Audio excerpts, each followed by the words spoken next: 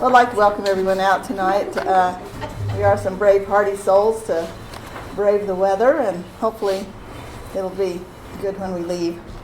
So tonight I'm going to honor my ancestors, the Tracys, the Taylors, and the Smiths, and they helped settle Yost. And so Jackie is going to help me with this, and the first thing we're going to start with is Fanny Marilla Tracy. Do you want me to just read this? Do you want me to read it back here? My question, how old is she in that photograph? Well, we will take guesses, I guess. I don't Well, I know. always thought she was a real old woman. 30s or She doesn't look very old. Well, she wasn't very old when she came to Yost. So, Jackie. Okay. So, Fanny Marilla Garner Tracy. Fanny divorced Silas Horace Tracy and moved her family to Park Valley. She then moved to Yost, Utah, and was one of the early settlers. She arrived in the Yost Valley in the early 1880s. Had 7 sons and 2 daughters.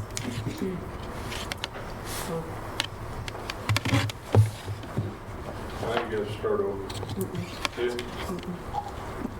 Do you know the names of Who the did daughters? Who did she divorce? Silas Horace Tracy was the first one, I guess. She divorced another one too. What was Milo Pym? Not a nice dude, I guess. Listen to the story. Read between the lines. We're not divulging family Let's secrets. see. Some of her descendants still live in Yost, Deanne. And then the Ted Tracy family, me, Shelley, Alicia, and Deanna Cole of Alamo. And she wants to know if she left anybody out that's here that is related to Daddy. See, the Idaho line had been established, but the Utah survey had not been completed. This did not stop Grandma. She started on the Idaho line with 1 horse and a buggy. She tied a white rag to a spoke on the buggy wheel, and by counting the turns of the buggy wheel, she was able to establish boundaries for the homesteads. Surprising as it may seem, when the Utah survey was completed, she was less than a quarter mile off north and south and almost perfect east and west. The Utah survey missed the Idaho survey almost a quarter mile at this point, north and south, leaving a wedge-shaped piece of land between Utah and Idaho at this point. Fanny homesteaded a section in Yost. She filed the land patent for 120 acres in 1899. Prior to her divorce from Silas Horace Tracy, she lived in North Ogden and was married at 16 as a second wife. She and the first wife got along. 2 years after Fanny's marriage to Silas, he took a third wife, his deceased brother's widow. She was 44 and Fanny was 18, and they didn't get along.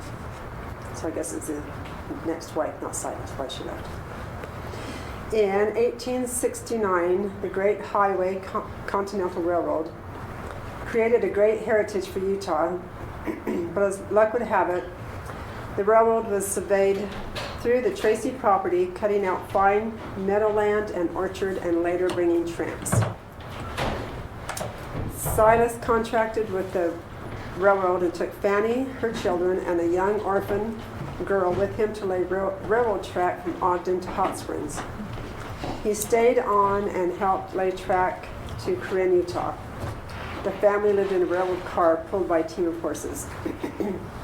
He was paid $3,000 in some worthless stock, with which he built a nice home for $2,000. Fanny didn't move into this new home. She moved into a small home on another part of the property. She filed for divorce in 1879 in Bishop's Court and was awarded the house, 10 head of sheep, 3 acres, and $150. She moved with her children first to Park Valley and then to Yost. Along with her sons, she set about establishing a farm. Later, her sons built a nice home in Yost that is still standing, surrounded by her fruit trees. She married Wallace David Graham, and he turned out to be not to be the man she thought he was, and they were divorced. She took back the Tracy name, moved to Alma with her children, where they lived for many years. Relatives described Fanny as a dear, sweet person, very energetic with a mind of her own. She never sat and visited. She would always help with the work as she visited. She outlived 7 of her children and died at the age of 96. Thank you, Jackie.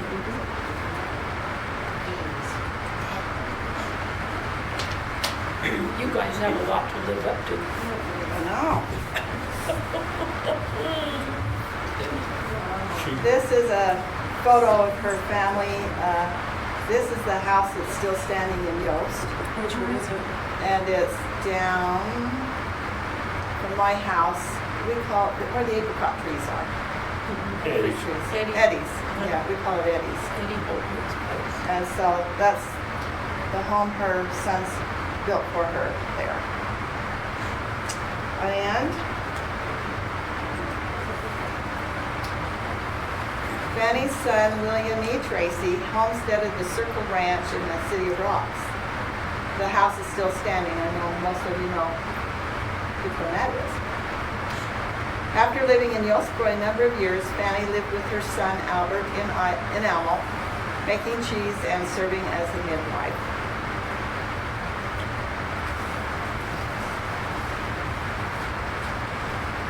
So who was Albert?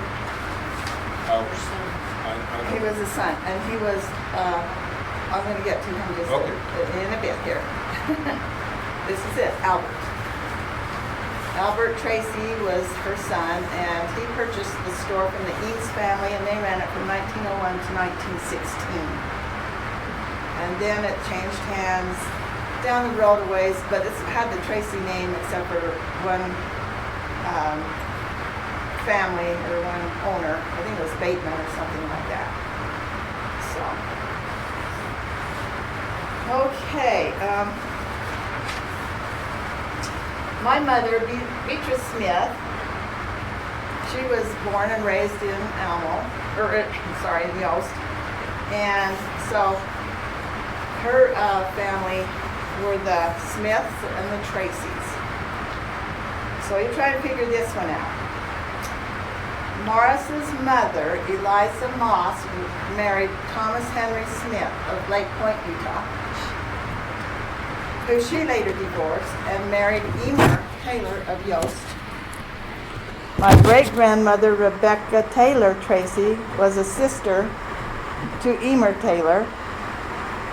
So my grandfather's stepfather, Emer, was also his step-uncle. And his wife, Evelyn's mother, Rebecca, was his step-aunt. So, It's complicated. it's a little complicated, all right. These divorces and so on and so forth.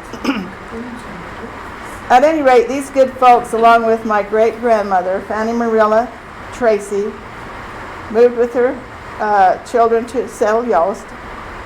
And Jackie just told us her story. Her son, David Samuel Tracy, married Rebecca Harriet Taylor on December 25th in 1883 in Lake Point, Utah. They lived in Park Valley, and in September 1884 loaded up a wagon and made the trek over the mountain to Yost. It was called George Creek at the time. Here they homesteaded and built a home. And of course, this isn't the first home. They had another little log cabin that was their home before they were able to build this one. In her biography, Rebecca recalls the first months of living in her new home, the little log cabin. I stayed with my mother-in-law while D.S., who was David Samuel, got logs from the canyon to build a cabin, this time with one door, a small north window, and a rough floor. On the 6th of October, 1884, my 11.5-pound baby girl was born. We named her Fanny Elizabeth and called her Lizzie. When she was 2 weeks old, I came to live in my new home, and there we lived in happiness, if not in plenty. Her husband had 2 brothers who lived with us in this little cabin, Ben and Lon. We traded our cow for hay to feed the team. We bought 12 hens and 1 rooster and got 10 to 12 eggs daily. A kind neighbor gave us a small patch of wheat which had been frozen, and David Samuel cut it with a scythe and hauled it home, which gave feed for the chickens all winter. We had brought a little white pig with us that gave us meat along with the deer. David and his 2 brothers worked all winter getting posts, poles, and fencing. It was not safe to go outside on foot on account of wild cattle. Here's an excerpt from her journal. It gives a sense of how little things like a thimble and scissors were essential for her family. January 1886, my daughter Lizzie, 15 months old, was busy taking care of what she thought was right. One day, my thimble was gone. I searched everywhere, but no thimble. David sawed off the end of the hoe handle, bore a hole in it, and made me a thimble. Soon after this, my scissors were gone. My husband had to have his sheep shears, so I borrowed a pair of scissors from a neighbor. I'm not sure if they were sheep shears. I don't know how sheep shears would work for scissors, but he needed his shears, so she borrowed scissors from a neighbor, and soon they disappeared. I was desperate. I cleaned the house from top to bottom, but nothing could find. Then I prayed, and earnestly too. I sat down and looked around, and I saw where the log was a little crooked, and the mop board did not fit closely, leaving a space between. I got the axe and pried off the mop board so I could see down, and sure enough, there was something shiny. I got the pick and made a hole in the ground under the log, large enough for my arm, and fished out from under the house knives, forks, spoons, 2 pairs of scissors, and a thimble. And the thimble was critical. She did a lot of sewing, so she really needed her tools. During this previous winter, we had run out of coal oil, so I made a light by tying a piece of cloth around a button and trimmed it, rounding, placing it in a baking powder can lid, poured tallow around it to fill the lid, and lit the cloth. With the light from the little window on the north by day and my tallow dip by night, sheep shear scissors and wood thimble, they were sheep shears, I did all the patching, darning, and making of our clothes. We could get plenty of tallow, as a deer could be shot from out our cabin door. So is this the cabin she's talking about? Well, This is the second one? yeah, this is the home. And where's this one at? It's the Sam Tracy place. You know Where? where the Where sheriff's cabin is? Yeah. right You- north. Yeah, it's just straight north of the house. We've shot a bunch of deer out of that house too.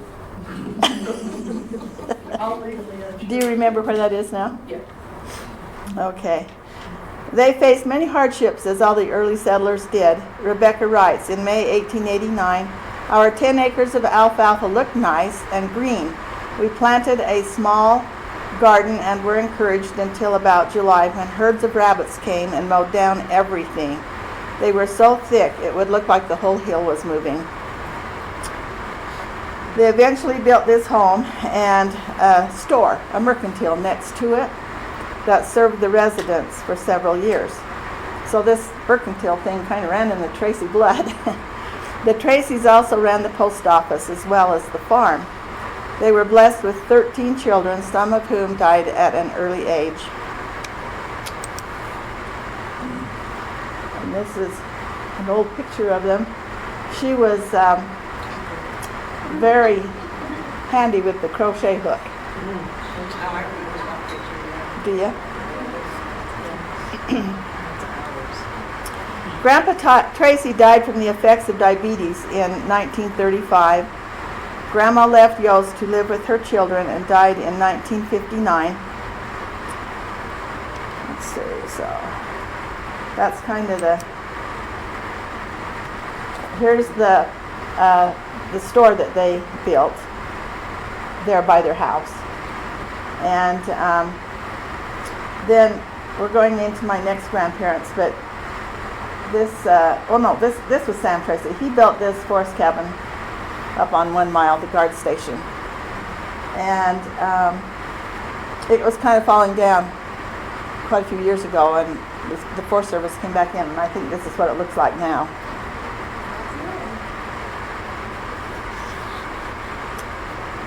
I think Dina was in charge of that. Huh? Dina. Yeah, Dina First year Santini. around. Yeah, she did. She was. Okay, this is another son of Fanny Marilla's, and his name was Charles Benjamin Tracy. I thought it was kind of interesting. They had quite the life there with their teams, and that was their transportation. We've got it pretty good now, don't we? Yeah. Can you go back to that picture? This one?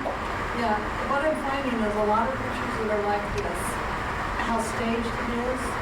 Like him when you see his team up on top of the whole boy. You know, it's very, very posed and set up. There were traveling photographers that would go around and take these pictures. And one of them that came here was O.P. Huish. He was from Payson. And he actually wrote Coming to Jesus and several hymns in the hymn book. And he was one of, I can't remember the other man's name, but the two of them came around and they were traveling photographers. Huh. Well, we're glad they did, because we wouldn't have these precious photographs without those. I don't know, when I was a kid, these probably didn't mean a thing to me, but now they do. I really enjoy them. And where was that house at, you know? No, but there's one coming up that he also built. I'll show you in a minute. And then these are I'm going to just briefly touch on these. I hope that I'm going to have Pauline here to talk about the Taylor family. But because I'm connected to them through Grandma, she was divorced and she married Emer Taylor, the step uncle, whatever. Anyway, they had this little place down across from what we call where Cheeto lives now, and it was east of there. That little house was where they lived. Do you remember where that is, Sarah Jane? Yeah. Where that pond is down there, or was? There's no pond down Yeah. there. Across. It wasn't the same house that Tom and... No, it's east. It was straight east? Yeah. Okay. Yeah. Yep. And so they did their share of, being part of the community also and helping build up Yost. So here we come to my mom's parents, Morris Albert and Smith and Evelyn Tracy Smith. He was the son of Eliza Moss Smith Taylor, who we just saw her picture, and Thomas Henry Smith. Grandma Evelyn is the daughter of David and Rebecca Tracy, the people we first talked about. And Grandpa and Grandma Smith raised their family in Yost until he died at the age of 48. Now, So is your mom in that picture? No. Well, yeah, she is. She's Right behind. next to the tall guy in the back there. Yep. And all of them have passed away except Uncle Clarence. So who, can you tell us who those people are? Okay, Jackie, Alicia, can you help me? I think that's Merle next to Mom, or would it be? No, because Verl was one of these two. Oh, That's Bill. Okay, so that's Okay. probably Clarence, because that would be the one that died. What's his name? Eugene, no, Eugene. Eugene's the littlest one on the very far Okay, end. so Clarence, Mom, I think that's no, Uncle Verl. That's Oh, Verl. Merle, Delcy, See? Bill. Eugene. Is it Urban was- And Irvin's in the uniform. Grandpa. Hi. No. Yeah. Or you get here just, I'm all mixed up. You need to sit like. First of all, I'm not Sarah Jane. I am Deanne. So this is a different presentation than you probably thought you were coming to. But it's still on Yost. Okay, so they built a store. They helped run that little first store I showed you a picture of for a while, and then they built their own store. Oh, I don't have a picture of it. But this is a picture of Uncle or Grandpa Smith's pickup or big truck that he hauled freight for his store. I was going to tell you a little bit. This is that Charles Benjamin Tracy that we just talked about, had the team and horses in front of his cabin. He built this home, and they lived there. And then my grandparents traded their store for this place so that his boys would have a place to work, on the farm, because they were getting older. And Where was this house at? this is what we call Cleo's, Oh, yeah. and it's been torn down, so it's not there anymore. But I spent quite a few childhood days there visiting my grandparents in that home. Okay. When did Cleo buy that? Well, he bought it from them, and let's see, I was alive by then, so, but it's been a long time ago. Yeah. But he had it for quite 1865. a long time. He had it quite a long time. 1864. So I would say we were I'll bet I was like maybe some of the pictures that we have, I remember going up there to Delsey's house, and I was like maybe 8 or 9. Mhm. So probably by 1950, Cleo had bought it at Mhm. least by then, I would think. Yeah, I'm thinking so. or sooner. Because let's see, my grandfather, I was born in 1947. He blessed me, and then he died maybe in 48 or 9. So then Grandma and Eugene lived there for a while. So I'm not sure. I'll bet Cleo and Delsey bought it like early 50s. Probably did, because we remember being in there as kids. Okay. So they built another store, and Morris had a truck he used to freight supplies from Ogden. He also transported the locals to ball games and other events, such as track meets in Park Valley. As you see in the photo, they were loading up for a trip to Lagoon. I don't know if you can see the words Lagoon up there or not. Got a suitcase there. And it wasn't just family, it was, anybody in the community that wanted to go. Come on, we're going to load up. That date says 19 what? 39? Yeah, 1930. I think I can't see it really well. I didn't bring my glasses. I think it's 1939, but I'm not sure. 39. No. So he also served as the bishop of the Yost ward. And boy, I found his diary for 1947. And I think they were just changing the bishopric then. But wow, all the meetings and travel that he did. And he was also involved with the scouting. And he was gone. I don't know how Grandma kept it all together. Because he was gone a lot with these various things he was involved in. And one thing I wanted to tell you, is there another picture here? Yeah, he also was the GI instructor for training World War II vets when they came home. And he also engaged in farming, machinery repair, and active in the community events and scouting. I'm not sure the GI instructor for training World War II vets. I heard a little bit about that. Do you guys remember anything about that program? They have these programs, and the veterans would go to them, they trained them. I think they got paid a certain amount for going to them, so a lot of them got extra income. But my dad went to them down in Burley, and they taught them how to be good farmers and how to do businesses and things. But I think it was just kind of an extra source of income for them, besides kind of a perk to help them get started in another business after they got home. Okay. Well, Grandma was by his side, and she supported him in all of these endeavors. And then he passed away at an early age. I didn't think 48 was so young, but look at Denise and DJ over here. Do you feel pretty young?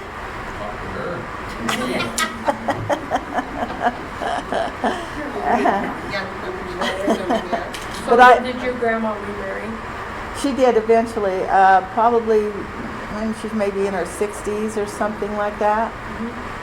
Yeah, and she worked around here for Lou Eames and housekeeping, and then can't remember his name, over to Connor Creek. I don't remember his name, but she did do some. Oh, Otley, yes. Yeah, and then she ended up down in Ogden, and she met what we call him Grandpa Whitehead, Fred Whitehead. And I actually lived with them for a while after I graduated from high school and went to school in Salt Lake. So, yeah, great people, and I'm proud that I'm a descendant and call them family. And that's all I have for that. Is that one your cousin? Yes, And who's his dad? Verl.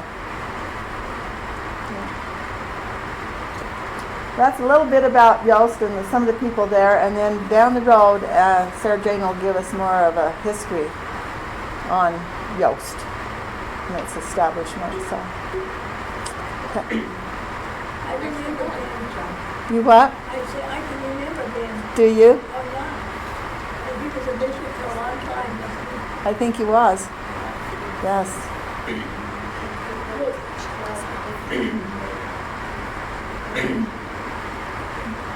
Yeah. Janice.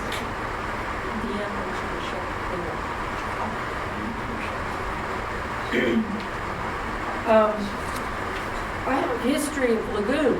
I thought, why would they go to Lagoon? Why not? Well, To play. How long did it take in a 2-ton truck? Okay. Is that big? And all the dust on dusty roads. Lagoon originated in 1886. Visitors enjoyed an open-air dance pavilion, roller skating, water sports, target shooting, a bowling alley, and a mule-drawn merry-go-round. Because I thought, why But Sarah did you- Jane, this was quite a while after that. Why no? Oh, it just got better. But it was Yes. still 39. I mean, yeah. But I just thought, why would you go to Lagoon in 1939? But that's why. They had This was in 1886 is when it was established. But you know, back in the day, they didn't have social media, they didn't have TV, they didn't have all these electronic devices that we have, and they had to make their own entertainment, They and did they have did. dances all the time. Yeah, they had dances and these ball games that Mom talked about. Those, that was a big deal here in Almo and all these surrounding communities. And the Park Valley track meets, I remember her talking about going to Park Valley to the track meets, and yep, they'd load up in the truck and away they go. I did that too, You did too, when I went to school at Yost. did you? Yep. Yep. Took to Park Valley Oh, for track meet. That was part of it, huh? Okay, well, thank you for coming. Appreciate it. Thanks, Tracy.